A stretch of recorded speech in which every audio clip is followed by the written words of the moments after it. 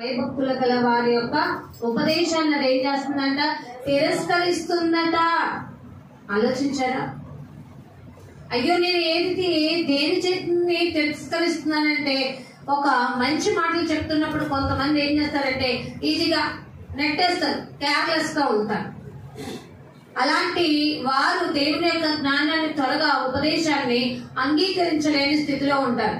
కానీ ఇక్కడ దేవుడు మనకి జ్ఞానం గురించి ఘోషిస్తూ సామెతలు 8:1 చెప్తున్న మాట ఏంటంటే, జ్ఞానం అంట వివరిస్తుందంట. ఏ జ్ఞానం అంటే అక్కడ మనకి చెప్పాడు కదా, యెహోవా యందు భయభక్తులు కలిగిండుట తెలివికి జ్ఞానం, యెహోవా యందు భయభక్తులు కలిగిండుట జ్ఞానానికి మూలం, యెహోవా యందు భయభక్తులు కలిగిండుట చెడుతనాన్నంట ఛీ అని అసహించుకోవడం అంట. ఇలాంటి జ్ఞానం మనం కలిగి జీవించాలి. అలాగే యెహోవా యందు భయభక్తులు కలిగి ఉంటే మన దేహానికి ఆరోగ్యం వస్తుందట, ఎముకలకి సత్తు వస్తుందట. యెహోవా యందలైన భయము పవిత్రమైనదట. మరి ఇలాంటి భయం మనం కలిగి జీవిస్తున్నామా? యెహోవా యందు మనం భక్తులు కలిగి ఉంటే ఆటోమేటిక్ గా దేవుడు మనల్ని ఎలా ఘనతలో ఉంచాడో, ఎలా మనల్ని ప్రభావితం చేయాలో, ఎలా మన ద్వారా ఆయన మహిమ తెచ్చుకోవాలో, ఎలా ఆయనకి మనం సాక్షులుగా ఉండాలి అని అనుకుంటున్నాడో దేవుడు తప్పకుండా అది దయచేస్తాడట. కానీ వెతుకేవారు ఉన్నారేమో అని దేవుడు చూస్తూ ఉన్నాడట. అలాంటి లిస్టులో చేరిన వారమే మనం తెలుసుకున్నాం ఏంటంటే, ఈ లోకపరమైన జ్ఞానం వ్యర్థము, అది మనల్ని మరణంలోనే ఉంచుతుంది, జీవంలోనికి దాటింపబడదు అని మనం తెలుసుకున్నాం. కాబట్టి ఇక్కడికి వచ్చి అనుకున్నామంటే, దేవుని యొక్క వాక్య జ్ఞానము నన్ను మరణము నుండి జీవంలోనికి దాటిస్తూ, మరణము నుండి నా ప్రాణమును కన్నీళ్లు విడవక నా కన్నులను దారి పడకుండా నా పాదాలను తప్పించి నేను చేరవలసిన ప్రదేశానికి వెళ్ళడానికి నేను ఏమేమి సెపరేట్ చేసుకోవాలి, దేన్ని అనుసరించాలి, దేన్ని విడిచిపెట్టాలి, ఏది ఉత్తమము ఏది ఉత్తమము కాదు, ఏది పవిత్రమైనది ఏది అపవిత్రమైనది, ఏది జ్ఞానం కలది ఏది పర్మనెంట్ ఏది.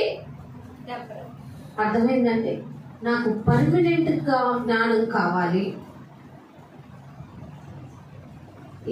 చాలా వరకు ఈ లోకల్లో చదువులకి ఉద్యోగాలకి స్తంభించిపోతున్నారు చాలా వరకు. జాక్సన్ గారు రాత్రి మనం చదువుకున్నప్పుడు ఆయన చెప్పింది అదే కదా, యవనస్తులు ఎక్కువగా ఈ లోకపరమైన జ్ఞానానికి ఆకర్షితులై వాళ్ళ యొక్క ఆత్మకు భంగాన్ని కలుగు చేసుకుంటున్నారు, వారు పరిశుద్ధులుగా జీవించలేకపోతున్నారు అని చెప్తున్నారు.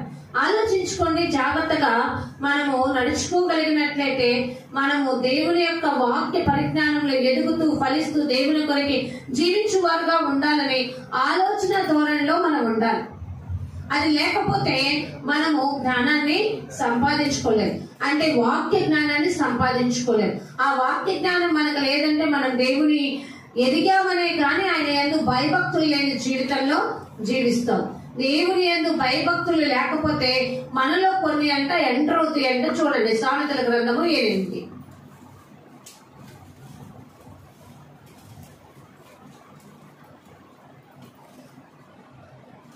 సామెతల గ్రంథము 8:13. దేవుని యందు భయము భక్తి కలిగి ఉండుట చెడుతనమును అసహించుకొనుటయే గర్వము అహంకారము దుర్మార్గత. ఇక్కడ ఎన్ని మాటలు చెప్పారండి? దేవుని యందు భయభక్తులు కలిగిన వాడు ఎలాంటి చెడుని అసహించుకుంటాడు. ఒకటి, వాడు గర్వాన్ని అసహించుకుంటాడు. రెండోది, అహంకారాన్ని అసహించుకుంటాడు. మూడోది, దుర్మార్గముగా ఉండే వాటిని అసహించుకుంటాడు. నాలుగోది, దేవుని యొక్క జ్ఞానము కలిగిన వాడు కుటిలమైన మాటల్ని అసహించుకుంటాడు. ఆలోచించారా? మరి వీటిని మన దరిదాపులకి రానియద్దని దేవుడు చెప్తున్నాడు. ఎందుకంటే ఒకానొక రోజున ఈ గర్వము అహంకారము ఈ కుటిలత్వము మనల్ని ఎక్కడికి తీసుకెళ్తుంది? పతనానికి తీసుకెళ్తుంది. ఈ గర్వము అహంకారము కుటిలత దుర్మార్గత మన యొక్క హృదయంలో మనము చోటు ఇచ్చామనుకోండి, ఇది మనకి దేవునికి దగ్గర కానియకుండా దేవుని యొక్క మరి మంచితనానికి, ఆయన యొక్క వివేకాన్ని గుర్తించడం, ఆయన యొక్క త్యాగాన్ని గుర్తించనీయకుండా మనల్ని నెట్టివేసి విసర్జించే స్థితికి తీసుకెళ్లిపోతుంది. అందుకని మనకు ఉండకూడని లక్షణాలు చెప్తున్నాడు. గర్వం నీ పతనానికి కారణం, అహంకారం నీ పతనానికి కారణం, దుర్మార్గత నీ పతనానికి కారణం, కుటిలమైన మాటలు నీవు పతనమైపోవడానికి కారణం.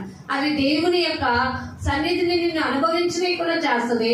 దేవుని సన్నిధిని అనుభవించనీయకుండా మంచి మాటలు నీ నోటన నీ హృదయంలో ఉండనీయకుండా నిన్ను ఎక్కడ తీసుకెళ్తుందంటే ఆ యొక్క జీవంలోకి వెళ్లే నిత్య జీవానికి వెళ్లే మార్గాల నుంచి నిన్ను తప్పించి వేస్తుంది. అప్పుడు నువ్వు ఎవరికి ఇచ్చే అవకాశం? అపవాదికి ఇవ్వలే. మూఢుడిగా మూర్ఖుడిగా ఉంటున్నావు, విననల్లని జీవితంలో జీవిస్తున్నట్టు. అందుకనే అంటున్నాడు కదా, అలాంటివి నాకు అసహ్యం. నీకు నా యందు భయం ఉందని జనాలతో చెప్పడం కాదు, ఆ భయం నిజంగా పవిత్రమైన భయం కలిగి నువ్వు జీవిస్తే నీలో ఉన్న గర్వం తగ్గించేసే, విధేయత కలిగి జీవించు, లోబడే జీవితం కలిగి ఉంటూ, అహంకారాన్ని ఏలుబడి చేయమాక, దుర్మార్గత ఎదుటి వాళ్ళ పట్ల దుష్ప్రవర్తన కలిగి జీవించాలి, నాశనం అవ్వాలని కోరుకోవాలి, వాళ్ళని చూసి అసహ్యపడటం, వాళ్ళని చూసి నీవు తట్టుకోలేని శక్తిలో ఉండటం ఈ ఉండకూడదు. కుటిలమైన మాటలు అంటే ఇక్కడి నుంచి అక్కడికి, అక్కడి నుంచి ఇక్కడికి. మన పాట కూడా ఉంది కదండి, ముసలమ్మ ముచ్చట్లు లాంటి మాటలు అంటే ఆ ఇంటి సంగతులు ఇంటికి మోస్తూ లేనిపోని అక్కడే ఇక్కడే చెప్తూ ఒకరి మధ్య ఒకరికి ఇంకొకటి చిచ్చు పెట్టే విధంగా ఇలాంటి కుటిలత్వమైన మోసకరమైన నీచకరమైన అబద్ధకరమైన మాటలు మనము కలిగి ఉండడం మనకి జ్ఞానము కాదు. అది దేవుని యందు భయభక్తులు కలిగి ఉండటం కాదు. దేవుని యందు భయభక్తులు కలిగిన వాడి నోట ఏముంటుందంటే, చూడండి ఇదే సామెతల గ్రంథము 11:14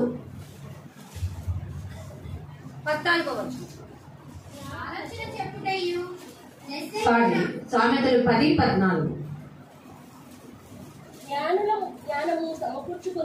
జ్ఞానులు జ్ఞానాన్ని ఏం చేస్తారట? ఇప్పుడు ధనవంతు ఆసక్తి కలిగిన వాడు ధనాన్ని ఏం చేస్తాడు? చక్కగా సమకూరుస్తా ఉంటాడు. బంగారం మంది ఆసక్తి కలిగిన వాడు ఏం చేస్తాడు కదా? నాకు బట్టలు అంటే బాగా ఇష్టం అనుకో, నేను వాటిని సంపాదించడానికి నా కాన్సన్ట్రేషన్ ఎక్కువగా పెడతా. కానీ ఉండకూడదు అంటే దేవుని కంటే ఎక్కువగా మనం దేని వైపు కాన్సన్ట్రేషన్ పెడుతున్నామో అది మన యొక్క జ్ఞానము కాదు, అది మనలో దుర్మార్గతని నేర్పుతుంది. మనము జ్ఞానము గలవారం అంటే, దేవుని యందు భక్తి గలవారం అంటే అది పవిత్రమైనదని మనం తెలుసుకుంటే జ్ఞానాన్ని సమకూర్చుకోవాలి. అంటే ఈ జ్ఞానం అంటే ఏంటంటే దేవుని యందు భయభక్తులు కలిగి ఉంటే జ్ఞానము. ఈ వాక్యమే జ్ఞానం. ఈ వాక్యంలో సత్యమున్నది. ఆ సత్యమును గ్రహించి ఆ యొక్క మార్గంలో నీవు ఎలా నడవాలో తెలుసుకోవడమే జ్ఞానం. నీవు ఆ యొక్క జ్ఞానాన్ని, ఆ వాక్యాన్ని సమకూర్చుకొని నీ యొక్క ఆత్మీయ విశ్వాసతని దేవుల్లో నుండి పడిపోకుండా జాగ్రత్తగా కాపాడుకోవటమే జ్ఞానము అని చెప్తున్నాడు. అంతేకాకుండా ఇంకొక మాట చెప్తున్నాడు చూడండి, మూఢుల నోరు అప్పుడే నాశనము చేయు. అప్పుడే ఏమైపోద్దట? నాశనం. అర్థమైందండి. కానీ దేవుడికి ఇది అసహ్యం కదా. దేవుడు అసహించుకున్నది ఏది కూడా మన దరిదాపుల్లోకి రానివ్వకూడదు. ఇంకో మాట 8వ వచనంలో, జ్ఞాన చిత్తుడు ఉపదేశాన్ని ఏం చేస్తాడు తెలుసా? ఆలోచించండి. జ్ఞానంతో పలుకువాడు ఉపదేశాన్ని ఏం చేస్తాడు? ఇష్టపడతాడు, అంగీకరిస్తాడు. ఎందుకంటే వాడు ఎవరి చిత్తాన్ని నెరవేర్చాలనుకుంటున్నాడు? దేవుని చిత్తాన్ని నెరవేర్చాలనుకుంటున్నాడు. ఎవరికి ఇష్టడుగా ఉండాలనుకుంటున్నాడు? దేవునికి ఇష్టడుగా ఉండాలనుకుంటున్నాడు. అలా ఉండాలి అనుకునేవాడు ఆ జ్ఞానచిత్తుడు దేవుని యొక్క వాక్యాన్ని అంగీకరిస్తాడు యథార్థంగా. అంతేగాని పనికి మాలిన వర్ధరపోతూ ఎప్పటికైనా ఏమైపోతాడు అంటే, మనం ఏ దుర్మార్గత గాని, గర్వం కానీ, అహంకార దృష్టి కానీ, కుటిలత్వం అనే మనస్తత్వం కానీ మనలో ఉందనుకోండి, మనం పనికి మాలిన వారి కింద పరిగణలోకి వస్తాం. ఇలాంటి వాడు ఏమైతాడంట?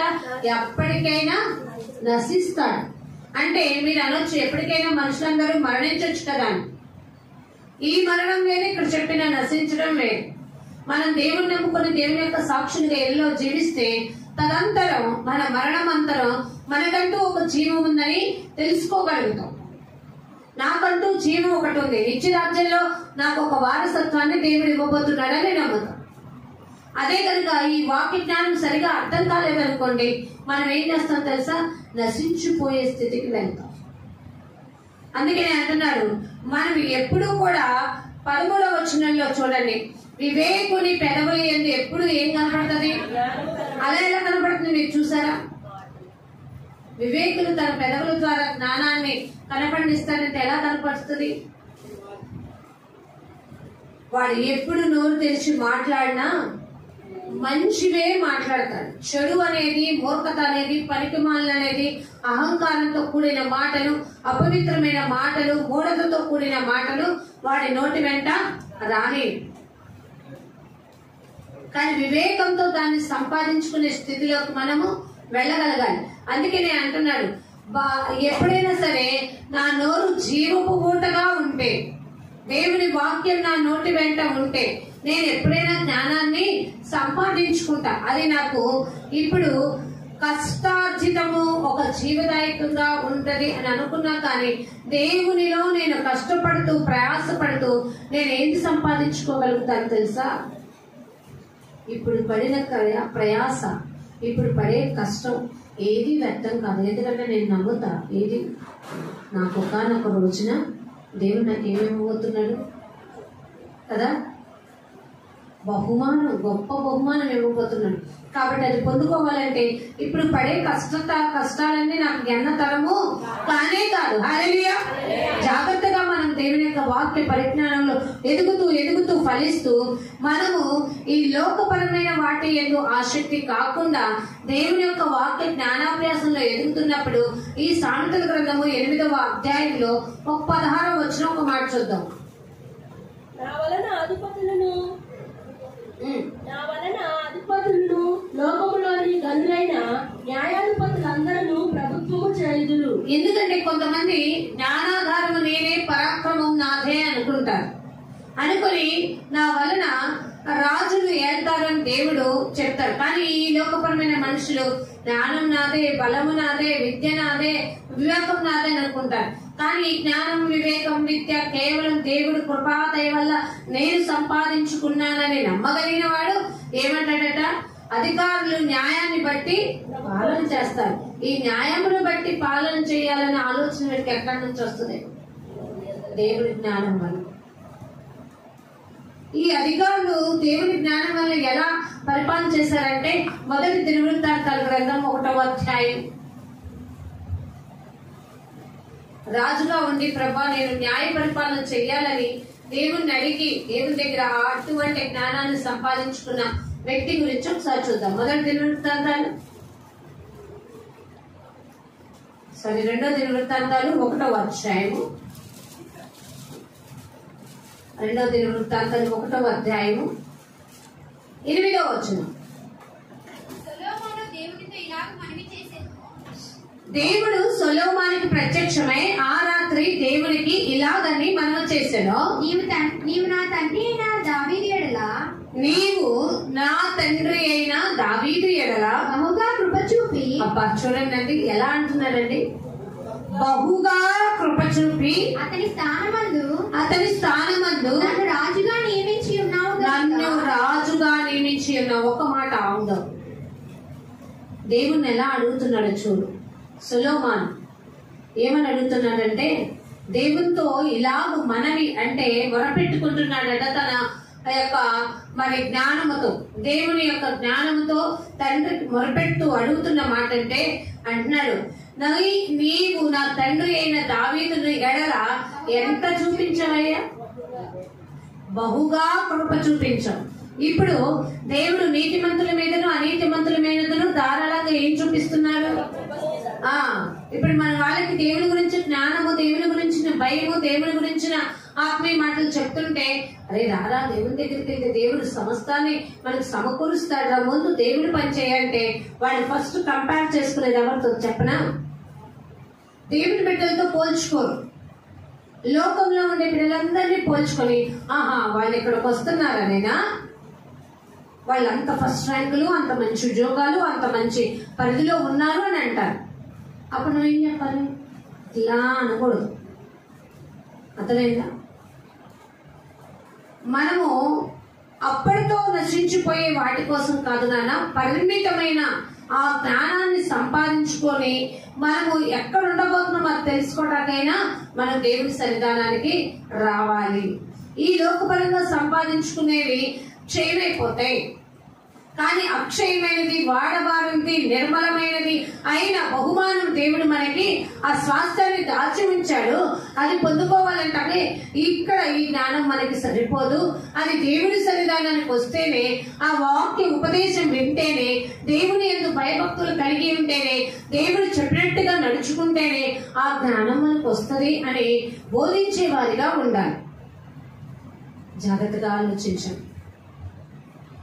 ఆ మాట మరి సొలొమోను గారికి బహుశా దావీదు గారు చెప్పుంటారు.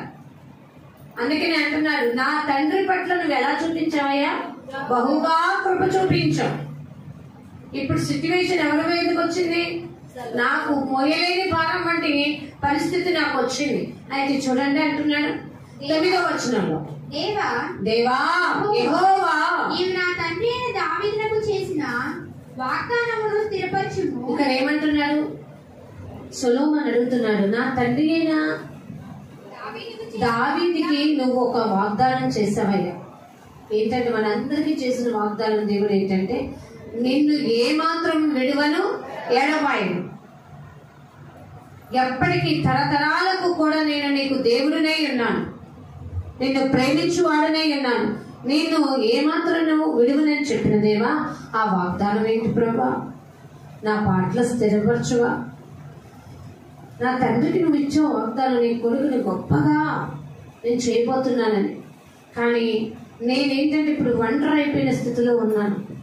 నాకు ఇది ఎలా సాధ్యం ప్రభా అని అనుకుంటూ ఉండే ఆ సమయంలో ఇప్పుడు అంటున్నాడు, ఆ వాగ్దానమును స్థిరపరచుము, నేల ధూళి ఎంత విస్తారమైన జనుల మీద రాజుగా నియమించి ఉన్నావు. అయ్యో బాబోయ్, ఇంతమంది జనాల మీద నాకు ఎంత హయ్యర్ పోస్ట్ ఇచ్చేసావయ్యా. రాజుగా నీవు నియమించావు కదా. కానీ నాకు ఇందాక మనం సామెతలు 8లో మనము ఒకటి చూసుకున్నాం కదా, జ్ఞానము నాదే, పరాక్రమం నాదే, దాన్ని పొందుకున్న వారు రాజులందరూ దీనిని ఏం చేస్తారట? రాజులందరూ దీనిని ఏం చేస్తారట? ఈ జ్ఞానాన్ని ఎత్తుకున్న వారు ఒక రాజుల అధికారుల స్థానంలో ఉంచి వాళ్ళు ఈ యొక్క రాజ్యాన్ని, భూమిని పరిపాలించే విధానంలో వాళ్ళకి అధికారత్వాన్ని నేను ఇస్తానని చెప్పాను. అయితే అది గుర్తుపెట్టుకొని ఇక్కడ అడుగుతున్నాను, దేవా యెహోవా. మనమైతే ఏమంటాం? యేసయ్యా నాకు ఇస్తానన్నావు కదా, అడిగితే ఇచ్చేవరకు నువ్వు ఇచ్చేస్తానంటావు కదా, నేను అడుగుతున్నాను నాకు ఇచ్చేయి. అస్సలు ఇలాంటి స్వభావం కరెక్ట్ కాదండో. మనము నిజం చెప్పనా, మనము దేవుని ఎదుట భిక్షము అడిగే వారము, భిక్షాగతులము. మనము ఆయన్ని బ్రతిమాలుకోవాలి, విధేయతతో అడగాలి, లొంగుబాటుతో అడగాలి. అంతేకాని అధికారముతో మనం ఎప్పుడూ కూడా ఆయన్ని ప్రశ్నించనే కూడదు. దేవా నీ చిత్తమైతే నాకు ఇది అవసరముగా ఉంది, నా అవసరం నీవు గుర్తించి ప్రభా, నీకు తెలియనిది కాదు ప్రభా, నాకు సహాయము చేయి ప్రభా. ఈ వాక్య జ్ఞానం మనకు అవసరం కదా. అంతేకాకుండా ఇక్కడ అంటున్నాడు, అయ్యా ఈ ధూళి అంత విస్తారమైన జనముల మీద ఈ యొక్క రాజుగా చేయడానికి నాకు అసలు శక్తి చాలదు, ఆ జ్ఞానం నాకు లేదు. అయితే నేను ఈ జనుల మధ్య ఉండి కార్యాలను చక్కబెట్టునట్టు తగిన జ్ఞానమును, తెలివిని నాకు ఎందుకు అడిగాడు? మనకి కొలసి 2:3 ఏం చెప్తుందంటే, బుద్ధి, జ్ఞానం, సర్వ సంపదలు ఆయన యందు ఏమైనాయట? గుప్తములై ఉన్నవి. మరి అదే వాగ్దానమును ఎత్తిపట్టి ఇక్కడ సొలొమోను గారు అడుగుతున్నాడు, అయ్యో ప్రభా చక్కగా పరిపాలన చేయాలి, నీ బిడ్డను కదయ్యా, నీ బిడ్డని నేను పరిపాలన చేస్తున్నప్పుడు, మరి నీ బిడ్డని అనుకున్నప్పుడు నా వల్ల నీకు ఏం రాకూడదు? అవమానం రాకూడదు. కేవలం నా వల్ల నీవు ఎక్కడున్నా, నేను ఎక్కడున్నా సరే నా వల్ల నీకు మహిమే రావాలి ప్రభా. దేవునికి స్తోత్రం చెప్దామా కదండి. మనం ఎక్కడున్నానో దేవునికి మహిమకరంగా, దేవునికి సాక్షులుగా జీవిస్తే మనల్ని బట్టి దేవుడు ఎంత సంతోషపెడతాడో తెలుసా? బలా మనము ఈ లోకపరంలో కొన్ని మోరల్ వాల్యూస్ మనం ఏదైనా చేసినప్పుడు కొంతమంది థ్యాంక్ యూ, భలే చేశారే, అసలు సూపర్ ఐడియా అనగానే తెగ మురిసిపోతాం. కానీ దేవుని చేత అనిపించుకునే ఆ యొక్క పరిస్థితిలోకి వెళ్ళగలగాలి అంటే మనం ఏ విధంగా ఉండాలి? ప్రభు అలాంటి తెలివిని, జ్ఞానాన్ని నాకు దయచి, ఎందుకంటే ఇసుక కంటే ఎక్కువగా ఇక్కడ ఎక్కువ జనాలు ఉన్నారు, నా వల్ల కానే కాదు. ఎందుకంటే వాక్యము మనం వింటే, ఇగో ఈ వాక్యము దేవుడు చెప్పాడు, దీన్ని బట్టి వాక్యం ఎత్తి పట్టి నేను నా దేవుని దగ్గర నేను మొదలుపెడితే తప్పకుండా దేవుడు నాకు ప్రార్థనకి సహాయం చేస్తాడు. విశ్వాసంతో మొరపెట్టాలి, ఆలోచనతో మొరపెట్టాలి అంటూ అడగంగానే అక్కడ ఎంత వండర్ఫుల్ గా జరిగింది చూడండి. అందుకు దేవుడు సొలొమోనుతో ఇలాగ సెలవిచ్చెను. దేవుడట సొలొమోనుతో తిరిగి జవాబిస్తున్నాడట. ఇలాగా మనం ఎప్పుడైనా జవాబు పొందుకున్నామా దేవుని దగ్గర నుంచి? మనకు అడగటమే తెలుసా, జవాబు పొందుకోవడం కూడా తెలుసా? ఒకసారి నేను అడిగిన ప్రశ్న మీకు అర్థమైతే తలల పైకెత్తండి. దేవుడిని అడగటమే తెలుసా, దేవుని దగ్గర నుంచి జవాబు పొందుకోవడం కూడా తెలుసా? ఎంతమంది పొందుకోగలుగుతున్నారు? తప్పకుండా అడిగు, దేవుడి మిమ్మల్ని దీవించుగా. దేవుని మీద నమ్మకంతో అడుగు, ప్రతివానికి తప్పకుండా దేవుడు ఏం చేస్తాడు? జవాబిస్తాడు. విశ్వాసంతో అడుగు, ప్రతివానికి కూడా దేవుడు దగ్గరగా ఉంటాడట. దేవుడు అంటాడట, నా బిడ్డకి ఏం అవసరమో నాకు తెలుసు, కానీ అడిగితే ఒక్క మాట అడిగితే ఎంత బాగుండు, అడిగితే నేను ఇవ్వకుందునా? ఆలోచించండి. అడగకుండా ఇచ్చామనుకో మనకి దేవుని యొక్క వెలుగు తెలియదు, దేవుని స్తుతించడం కూడా తెలియదు. అడిగిన తర్వాత తీసుకున్నాం అనుకో, అప్పుడు మనకి ఏం కలుగుతుందో తెలుసా? నమ్మకం కలుగుతుంది దేవుని మీద. నమ్మకం కలిగి వెంటనే మనం ఏమంటాం తెలుసా? నేను దేవుడిని అడిగాను, దేవుడు నా ప్రార్థన విన్నాడు, నాకు సహాయం చేశాడు, ఇదిగో నేను నీ పక్షములను నీకు సహాయం చేస్తాడు అని చెప్పాడనే జ్ఞాన వాక్య పరిజ్ఞానంతో ఆ మాటలు, ఆ క్రియలు తెలుసుకోగలుగుతాం. అందుకే ఇక్కడ అంటున్నాడు, అందుకు దేవుడు సొలొమోనుతో ఇలాగ సెలవిచ్చెను, నీవు ఈ ప్రకారము యోచించుకొని, నీవు ఈ విధంగా ఆలోచించుకొని. దేవుడు అంటే మన ఆలోచన కూడా చూస్తాడా? చూడటం. అందుకని మనం ఎవరి ఆలోచన సభలో చేరాలి? దేవుని ఆలోచన సభలో చేరాలి. అంటే మనం ఆలోచించే విధానం కూడా దేవుడికి తెలుసని మనం తెలుసుకోవాలి. ఎందుకంటే ఒకవేళ తెలియకపోతే కీర్తన 139లో చూడండి, దేవుడు మనల్ని పరిశోధిస్తాడు, పరిశీలిస్తాడు. అంతేకాదు, కూర్చుంటుట లేచు తెలుసు, నిలుచుండుట తెలుసు. యెహోవా అనే మాట మన నోటన రాకముందే కూడా మన హృదయంలో ఉన్న విషయాలన్నీ ఆయనకి తెలుసు. మన హృదయ తలంపులన్నీ దేవుడికి తెలుసు. కానీ చక్కదిద్దేది ఎవరండి? ఆలోచించారా? ఎంత దేవుడు మనం అడిగింది మనకి ఇవ్వాలి అంటే మన గురించి ఆలోచన చేస్తాడట, మన ప్రవర్తన గురించి ఆలోచిస్తాడట, మన యొక్క ఆలోచన విధానాల గురించి ఆలోచిస్తాడట. ఆలోచించి నీ విధంగా యోచించి ఐశ్వర్యమునైనను సొమ్మునైనను ఘనతనైనను నీ శత్రువుల ప్రాణమునైనను దీర్ఘాయువునైనను అడగక. ఇక్కడ కొంచెం ఉందాం. ఒక రాజు అధికారం నాకు ఇచ్చేసాడు కాబట్టి నేను ఇప్పుడు ఏం అడిగేయచ్చు దేవుణ్ణి? ప్రభువా, రాజుగా ఇచ్చావు కానీ నాకు ఐశ్వర్యం లేదే. జనాలు ఎట్లా నమ్ముతారు? రేపు పొద్దున్న నుంచి వాళ్ళు నన్ను వచ్చి ఏదైనా సహాయం అడిగితే నేను ఎక్కడ ఇవ్వాలి? నాకు మంచి పొజిషన్ లో ఉంచే అని అడగల. నాకు ఘనతనివ్వయ్యా అనుకునే విధంగా అడగల. ఐశ్వర్యమునైనను ఘనతనైనను సొమ్మైనను, అంతేకాక ఇదిగో ఇప్పుడు ఈ పొజిషన్ లో ఉన్నాను కాబట్టి, ఈ పొజిషన్ లో నేనున్నాను కాబట్టి. ఎందుకంటే రాజుగా అయిన తర్వాత వాళ్ళ యొక్క పొజిషన్ వాల్యూ అనేది, ఆ స్థానం విలువ అనేది పెరుగుతుంది. అందుకే కదా ఆహాబుని యెజబెల్ ఏం చేసింది? ఆహాబు ఏమో నాబోతు యొక్క ద్రాక్ష తోట కావాలని ప్రయత్నం చేస్తే, నాకు ఇవ్వనాది నా తాతల నాటిది, అయ్యో నేను ఇవ్వలేనని అంటే ఆహాబు అన్నాడు, అలిగాడంట రాజుని, నేనే అడిగితే నాకు ఇవ్వ, నా వాల్యూ తెలియలేదే అని అలిగి తినకుండా మంచం మీద పడుకుంటే యెజబెల్ ఏం చేస్తుందో తెలుసా? అసలు నీ స్థానం ఏంటో నీకు తెలీదా? నువ్వు అట్టుండు, నేనేం చేయాలో చేస్తానని చెప్పి ఆవిడే సొంతగా తాకీదు రాయించి ఏలు ముద్ర ఆహాబు తెప్పించి పంపించింది. అంటే శత్రువుల ప్రాణాన్ని ఇప్పుడు ఇవ్వనందుకు ఆహాబుకి నాబోతు శత్రువు అయిపోయాడు అనుకుని యెజబెలు ఏం చేసింది? నీకు శత్రువులు ఉండకూడదు, నీ మాటని ధిక్కరించే వాడేసి భూలోకంలో ఉండకూడదని అతను చంపించడానికి యెజబెలు ఎలా ప్రయత్నం చేసిందో అలా కాకుండా, అంటే దేవుడు మన ప్రవర్తనని గమనిస్తున్నాడు అంటున్నారా లేదా? ఇది ఎవరికి తెలుస్తుంది? వాక్య జ్ఞానం తెలిసిన వాళ్ళకి తెలుస్తుంది. దేవుడు నా ప్రవర్తనకి రాత్రి కాలం రూతు గ్రంథం 2:12 ఒక మాట చూద్దాం. రూతు గ్రంథం 2:12 లాస్ట్ వచనంలో, లాస్ట్ లైన్ లో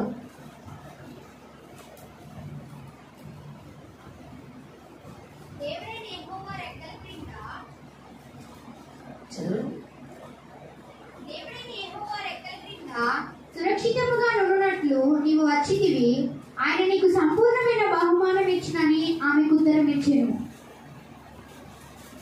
ఏ బహుమానం ఇస్తాడంటండి? ఎవరు రెక్కల కింద చేస్తే మనకి సంపూర్ణమైన బహుమానం వస్తుంది. అర్థమైందండి? మనం ఎప్పుడైనా మహోన్నతుని చాటుకి వెళ్ళిపోవాలి. మహోన్నతుని చాటును కనుక మనం నివాసం చేస్తే, ఆ సురక్షితంగా మనం ఉండగలిగినట్లయితే మనం ఆ గొప్ప బహుమానాన్ని పొందుకోగలుగుతాం. అంతేకాదు మనం చేసిన దానికి మనం ప్రతిఫలాన్ని కూడా పొందుకోగలుగుతాం. అందుకే నేను అంటున్నాడు, నువ్వు చేసినది ఏంటో, నువ్వు అడిగినది ఏంటో నేను ఆలోచించి నీకు ఏది అవసరమో దాన్ని మాత్రమే తప్ప మరి ఏది అడగలేదు. ఇలా అడగలిగేది ఎవరు? వాక్య జ్ఞానం తెలిసిన వాళ్ళే అడుగుతారు. ఈరోజు అనేక మంది కూడా వాక్యం తెలుసు కూడా దేవుని యొక్క వాక్య పరిజ్ఞానంలోకి సరైన ధోరణిలో వెళ్ళలేక అడుగుని మీకు ఇవ్వడం అన్నావు కదా ప్రభా, నన్ను ఇంకా ఈ పూరింట్లోనే ఉంచావేంటి, నన్ను ఇంకా ఈ సైకిల్తోనే నడుపుతున్నావేంటి, ఈ స్కూటర్తోనే నడుపుతున్నావేంటి, నేను ఎదగాలని అందరూ తెలుసుకునేట్టుగా చేయి ప్రభా అని అడిగే మూర్ఖులు ఎక్కువైపోయారు. అది మూర్ఖత్వం అయిపోతే మనల్ని నశింపజేసే స్థితికి వెళ్ళిపోతుంది. మనమందరం అప్పుడు నెబుకద్నెజర్ లాగా ఏమైపోతామంటే అహంకారులు అయిపోయి, ఆహా చూసావా ప్యాలెస్ ఎవరిది అనుకుంటున్నావు, అది మాది, చూడు నేను రాజుగా ఉండి ఎంతగా చక్కదిద్దకపోతే, ఎంతగా కట్టించకపోతే ఎలా ఉండేది చూడు, నాకు తెలివి నా జ్ఞానం అన్నాడు. దేవుడు వెంటనే ఏమన్నాడు? బుద్ధిహీనుడా, నువ్వు 7 సంవత్సరాలు నీ అహంకార గర్వాన్ని బట్టి నువ్వేమవుతున్నావు తెలుసా? మానవుల బుద్ధికి బదులుగా ఏం వేస్తావు తెలుసా? పశువులు. 7 సంవత్సరాలండి చెప్పి మరీ కొడతారంటారు చూసావా? ముందుగానే హెచ్చరిక చేశాను. ఇది ఇలా కళ వచ్చి కళ ద్వారా చెప్పినప్పుడు, నెబుకద్నెజరు చెప్పినప్పుడు విన్నప్పుడైనా ప్రవర్తన మార్చుకోవాలి. ఎప్పుడైనా వాక్యము మనం గద్దిస్తున్నప్పుడు మన ప్రవర్తన మార్చుకుంటే మన వాక్య జ్ఞానంలో వాక్యానుసారమైన జీవితం కలిగి జీవిస్తున్నట్టు. వాక్యం విననా కానీ మన యొక్క హృదయ కాఠిన్యం చొప్పున నడుచుకుంటూ వాక్య ప్రకారంగా జీవించినట్టయితే అది మనల్ని త్వరగా దెబ్బ తీస్తుంది. జాగ్రత్తగా గమనించుకోండి. ఆల్రెడీ నెబుకద్నెజర్కి ఇండికేషన్ వచ్చింది, నువ్వు ఇలా చేస్తున్నావు, నీకు ఈ విధంగా అవుతుంది అంటే తను మొరపెట్టుకోలా, ఆలకించను. ఎప్పుడైతే ఆ పరిస్థితి ఎదురైందో మరి ఏం చేస్తాడట? అయ్యో అయ్యో అయ్యో అని ఎంతగానో మొరపెట్టుకుంటాడట, బతిమాలుకుంటాడట, దేవా ప్రభువా అని. అప్పుడు వస్తాడట దేవుని దగ్గరికి. ఒకటి గమనిద్దామండి, మనం వాక్య జ్ఞానం ఉంటే శ్రమ కలగక మునిపే మన యొక్క బ్రతుకుల్ని, మన యొక్క జీవితాన్ని మనము దేవునికి అప్పచెప్పేసుకుందాం. అది జ్ఞానం అంటే, అది దేవుని యందు భయం అంటే, అది పవిత్రమైన జీవితం అంటే. వాక్యం చెప్తున్నప్పుడు విననా సరి చేసుకోలేదనుకో, విసర్జించే స్థితికి వెళ్ళిపోయామనుకో పడిపోతాం కదా. ప్రసంగి గ్రంథంలో ఒక మాట చూద్దాం.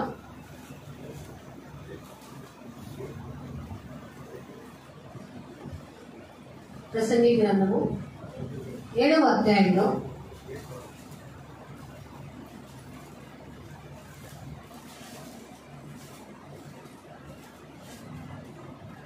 ప్రసంగి గ్రంథము 7వ అధ్యాయంలో కొంతమంది మనుషులు ఎలా అంటారంటే 10వ వచనం, ఈ దినముల కంటే మునుపటి దినములు ఎలా క్షేమకరములు అని ఎడగవద్దు. జ్ఞానము లేని వారు అలాగే అంటారు. ఇప్పుడు అరే బాబు వాక్యం వినరా, వాక్యం ద్వారా నీ బ్రతుకుల్ని సరి చేసుకోరా అంటే, ఏమీ లేదు నా యందు అతిశయించుటకు, నా అతిశయం నీవే యేసయ్యా. చప్పట్లు కొడతారా కనీసం?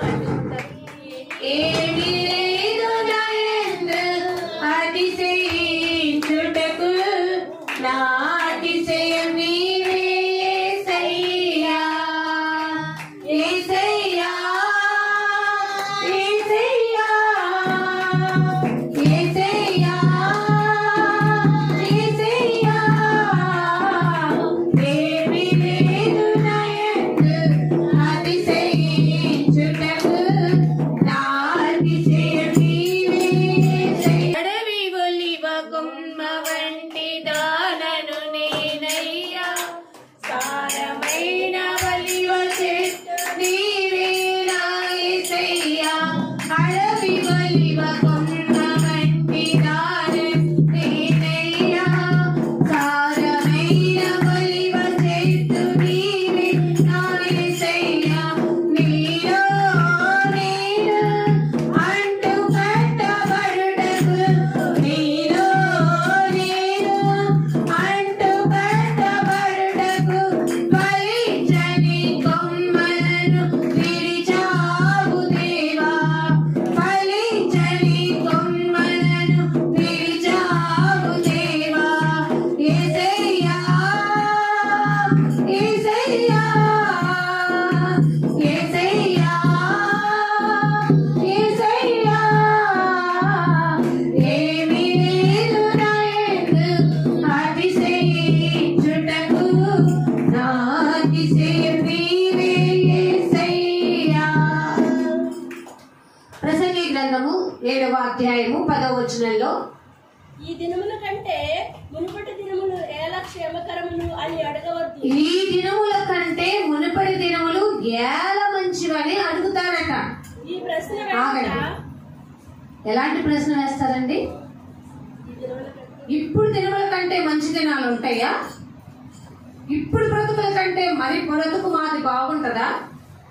ఇక్కడే మేము ఆహారానికి చేస్తున్నామే, నేలకు చేస్తున్నామే, అయ్యో ఇదిగో ఒకళ్ళ మధ్య ఒకళ్ళకి భేదాలు భావాలు వచ్చి ఇలా తనుకు చేస్తున్నాం. ఎంతకంటే మరి గొప్పవి ఉన్నాయా? ఎంతకంటే శుభదినములు మాకు వస్తాయా? చాలా మంది అంటారు కదా, వాళ్ళ కష్టాన్ని అనుభవించి ఏమంటారు తెలుసా? మా జీవితంలో భలే అంటారు కదా ఎటకాలంగా, మా బ్రతుకుని ఎప్పుడు చెప్పండి, మీకు ఈ సామెత రాకపోదు. మా బ్రతుకులకి ఎప్పుడు కలే సుఖం సంతోషం, మా బ్రతుకులేదే. మా ఆంటీ చంద్రవతి అంటే భలే ఉంటుంది.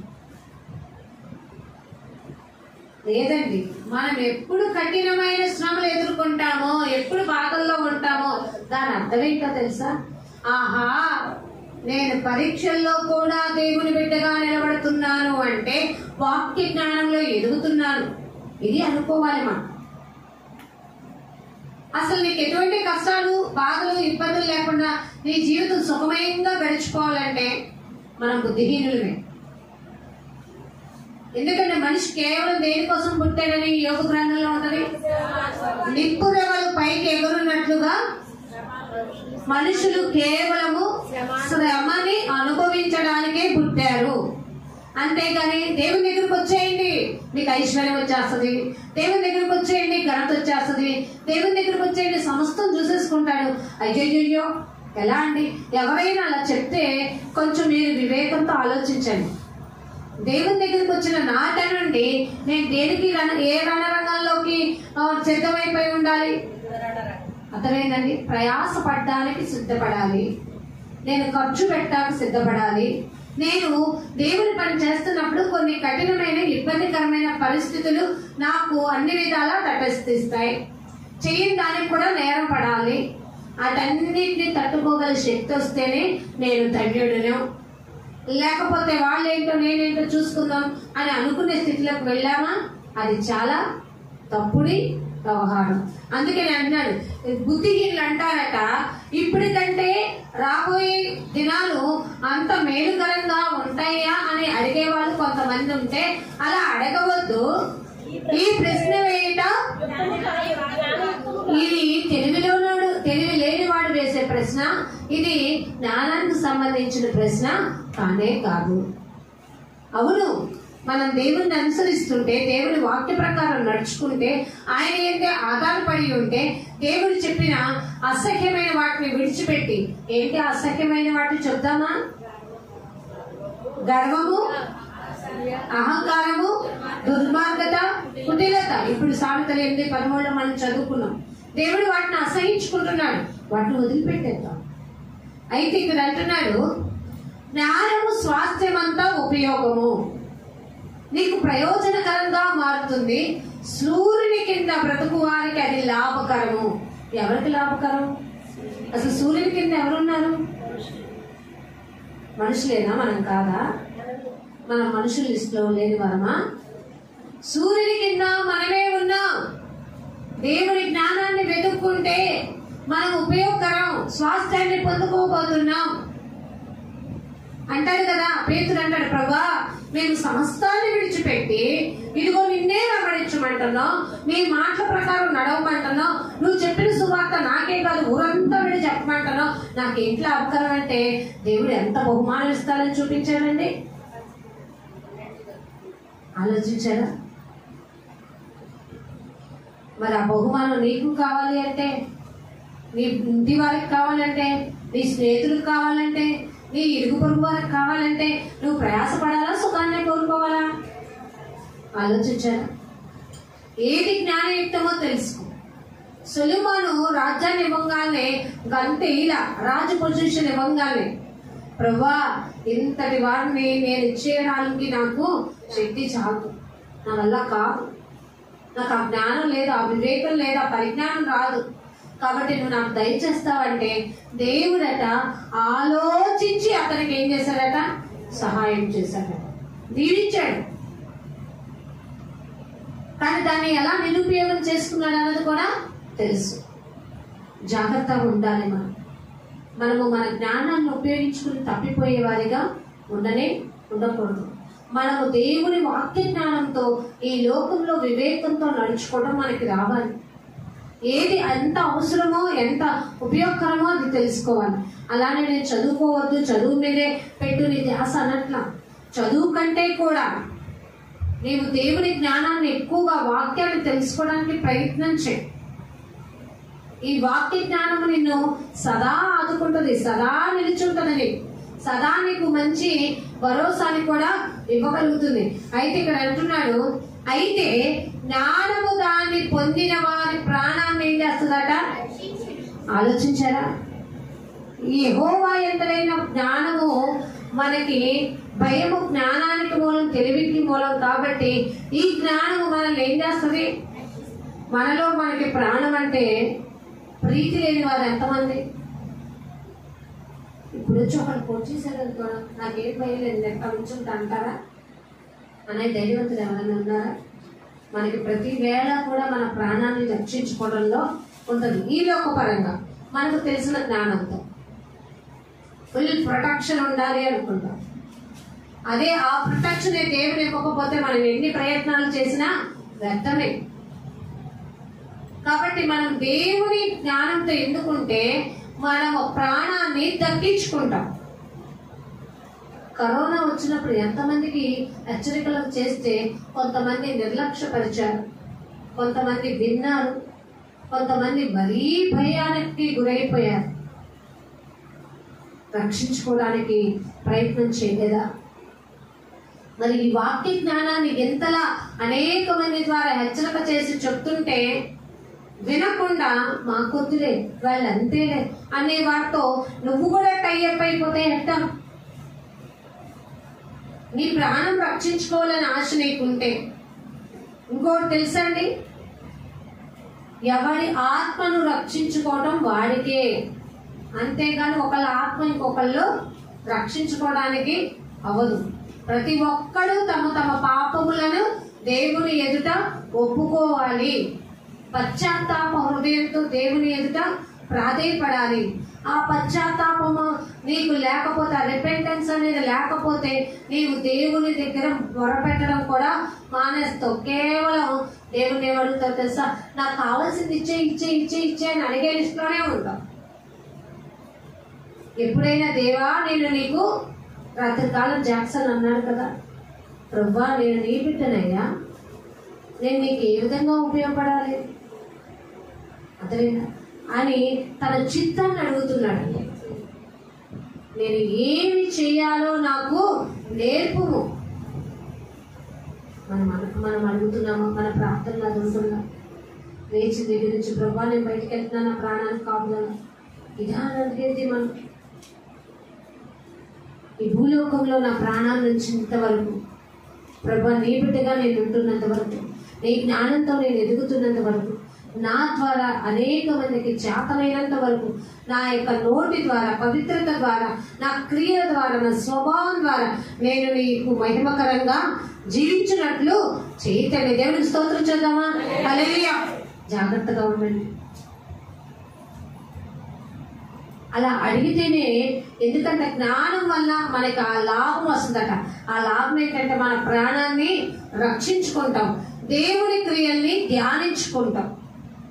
దేవుడు చేసిన క్రియలను కూడా మనం ఎప్పుడేం చేస్తాం తెలుసా? ధ్యానించుకునే స్థితిలోకి వెళ్తాం. ఆలోచించండి. ఈ లోక జ్ఞానంతో పరిమితం అవ్వద్దు, దానికి స్తంభించొద్దు, సమయం అంతా దానికే కేటాయించొద్దు. నీకు కనుక అదే లోక జ్ఞానం ఉంటే దేనికి ఎంత సమయం ఇవ్వాలి, ఎప్పుడు ఎలా కేటాయించాలి, అయ్యో నా ఉద్యోగానికి ఇస్తున్నా, నా తిండికి ఇస్తున్నా, నేను స్నేహితులతో గడపడానికి ఇస్తున్నా, అయ్యో ఇదిగో ప్రతి పనిలో నా బంధువులతో ఎంజాయ్మెంట్కి ఇస్తున్నా, కానీ నా దేవునితో సపరేట్గా ఒంటరిగా గడిపే సమయాన్ని నేను ఎందుకు పొందుకోవట్లేదు అని ఒక జ్ఞానం నీకు ఉంటే తప్పకుండా ప్రతిరోజు కూడా ఆయన వాక్య ధ్యానాన్ని ఏం చేస్తాం తెలుసా? ధ్యానిస్తాం, ధన్యతలోకి వెళ్తాం, ఇంకా పవిత్రపరచబడతాం, ఇంకా మెరుగుపరచబడతాం, ఇంకా జ్ఞానం పోషిస్తుంది, మొరపెడుతుంది. విలువారు అనేక మంది ఉన్నారు, కానీ వాక్యానుసారమైన జీవితంలో లేక పడిపోయే వాళ్ళు మా చుట్టూనే ఉన్నారు. ఆలోచించండి. మరి ఇంకొన్ని వచనాలు ఉన్నాయి కాబట్టి నెక్స్ట్ వారం కంటిన్యూ చేసుకుందాం. ఒకటే, జ్ఞానము పోషిస్తుంది, మొరపెడుతుంది. కాబట్టి దేవుడు అసహించుకునే వాటిని నేను కూడా అసహించుకొని, దేవుడు నన్ను ఏ జ్ఞానం వల్ల నా ప్రాణం రక్షింపబడుతుంది అంటున్నాడు, దేనిని ధ్యానించమంటున్నాడు, దానిని ధ్యానిస్తూ నా ప్రాణాన్ని ఆయన కొరకు రక్షించుకొనొచ్చు, ఆయన సాక్షి నీళ్ళలో జీవించటమే నేను చేయాల్సిన పని అనే ఆలోచనలో ఎదుగుతూ దేవుని కొరకే ఫలిస్తూ ఉంటే మనలో ఫలింపని ప్రతి తీగను కూడా దేవుడే తీసి పారవేస్తాడు. ఈ కొద్ది మాటలు దేవుడు మన వెనుకల్లో, మన హృదయంలో ఫలింప చేయను గాక. ఆమేన్. ప్రార్థన. ప్రేమానమ్మకము కలిగిన మా ప్రియమైన పరలోకపు తండ్రి, మీ మాటలు మాకు అందించి ఉన్నారు. ఈ లోక జ్ఞానము వెలితనము, కానీ దేవుని జ్ఞానము ప్రాణాన్ని రక్షిస్తుంది. అది మాకు ధన్యకరం. కాబట్టి నేను ఈ లోక జ్ఞానం కోసం అడుగుతూ వేసారిపోయే నీ బ్రతుకు కంటే దేవుని జ్ఞానాన్ని కోసం ప్రయాసపడు, దాన్ని సాధించుకో, దాని ప్రకారం జీవించనే మాటల ద్వారా బిడ్డల్ని హెచ్చరిక చేసినందుకు స్తోత్ర. మరి కొన్ని మాటలు అయినా మేము తెలుసుకుంటున్నాం. నైనా జ్ఞానం ఘోషిస్తున్నప్పుడు ఆ జ్ఞానం ద్వారా వివేకాన్ని మేము ఎలా సాధించుకోవాలో, దేవుడు మమ్మల్ని ఏది విడిచిపెట్టమంటున్నాడు అది విడిచిపెట్టి, మాలో గర్వము, అహంకారము, దుర్మార్గత, కుటిలత ఏది మా హృదయానికి దగ్గరికి రానియకుండా మీ వాక్యం ద్వారా వాటన్నిటినీ సరి చేసుకుని ఎప్పుడు ప్రేమ, సంతోషం, సమాధానంతో ఈ లోకంలో సాత్వికంతో నేను ముందుకు నడిచిపోయే భాగ్యంలో మమ్మల్ని అందరినీ ఉంచి దీవించమని యేసు నామములో ప్రార్థన సమర్పిస్తున్నాము తండ్రి. ఆమేన్. అందరికీ వందనాలండి.